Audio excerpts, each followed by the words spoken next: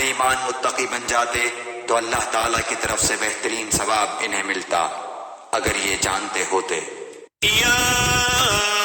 ایھا الذین آمنوا لا تقولوا راعنا وقولوا انظرنا واسمعوا وللکافرین عذاب علیم۔ اے ایمان والو، تم نبی صلی اللہ علیہ وآلہ وسلم کو رائنا نہ کہا کرو بلکہ انظرنا کہو، یعنی ہماری طرف دیکھیے اور سنتے رہا کرو، اور کافروں کے لیے دردناک عذاب ہے۔ مدینہ میں رہنے والے بعض یہودیوں کی ایک شرارت یہ تھی کہ وہ جب حضور اکرم صلی اللہ علیہ وسلم سے ملتے تو آپ سے کہتے تھے رائنا۔ عربی میں اس کے معنی ہیں ہماری رعایت فرمائیے۔ اس لحاظ سے لفظ ٹھیک تھا اور اس میں گستاخی کے کوئی معنی نہ تھے، لیکن عبرانی زبان میں جو یہودیوں کی مذہبی زبان تھی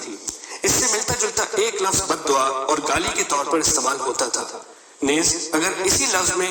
عین کو ذرا کھینچ کر بولا جائے تو وہ رعینہ بن جاتا ہے، جس کے معنی ہیں ہمارے چرواہے۔ غرض یہودیوں کی اصل نیت اس لفظ کو خراب معنی میں استعمال کرنے کی تھی، لیکن چونکہ عربی میں بظاہر اس کا مطلب ٹھیک تھا اس لیے بعض مخلص مسلمانوں نے بھی یہ لفظ بولنا شروع کر دیا۔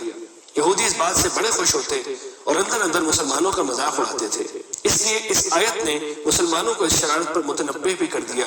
آئندہ اس لفظ کے استعمال پر پابندی بھی لگا دی اور یہ سبق بھی دے دیا کہ ایسے الفاظ کا استعمال مناسب نہیں ہے جن میں کسی غلط مفہوم کا احتمال ہو یا ان سے کوئی غلط فہمی پیدا ہو سکتی ہو۔ نیز اگلی آیت میں اس سارے عناد کی اصل وجہ بھی بتا دی کہ در حقیقت ان کو یہ حسد ہے کہ اللہ تعالیٰ نے نبوت کی نعمت حضرت صلی اللہ علیہ وسلم کو کیوں عطا فرما دی ہے۔ رائنا کے بجائے انظرنا کا لفظ سکھایا کیونکہ اس کے معنی ہے ہم پر شفقت کی نظر فرمائیے، اس میں کسی اور معنی کا احتمال نہیں۔ ما يود الذين كفروا من أهل الكتاب ولا المشركين أن ينزل عليكم من خير من ربكم والله يختص برحمته من يشاء والله ذو الفضل العظيم۔ نہ تو اہل کتاب کے کافر اور نہ مشرکین چاہتے ہیں کہ تم پر تمہارے رب کی کوئی بھلائی نازل ہو، ان کے اس حسد سے کیا ہوا اللہ تعالیٰ جسے چاہے اپنی رحمت خصوصیت سے عطا فرمائے، اللہ تعالیٰ بڑے فضل والا ہے۔ ما ننسخ من آية أو ننسها نأت بخير منها أو مثلها ألم تعلم أن الله على كل شيء قدير۔ جس آیت کو ہم منسوخ کر دیں یا بھلا دیں اس سے بہتر یا اس جیسی اور لاتے ہیں، کیا تو نہیں جانتا کہ اللہ تعالیٰ ہر چیز پر قادر ہے۔